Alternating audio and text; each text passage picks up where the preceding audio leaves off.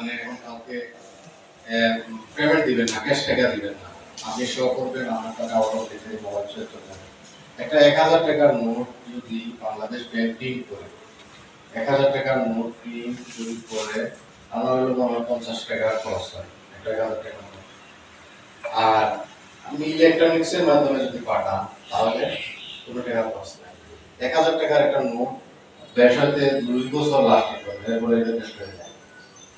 এই বাংলাদেশ ব্যাংক চাচ্ছে যে এগুলা আর এগুলা প্রিন্টিং করবে না, মানে কি করে এত ওয়ার্ড চলতেছে এই জিনিসটা, যার কারণে ক্যাশলেস। আপনি দেশের বাইরে যদি যান দেখবেন যে দেশের বাইরে মানুষের টাকা পয়সা ইউজ করতে সব সময় এই অ্যাপস এর মাধ্যমে অথবা মোবাইলের মাধ্যমে ব্যাংকিং করে অথবা কার্ডের মাধ্যমে।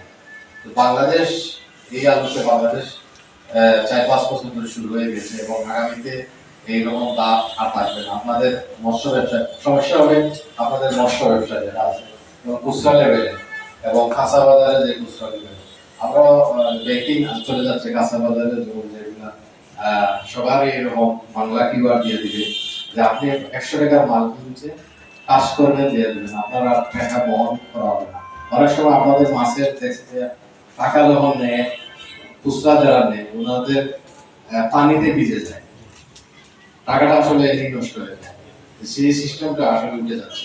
আগামী ৩-৪ বছরের মধ্যে এই যে মাছ বাজারে চলে আসবে, কাঁচা বাজারে চলে আসবে।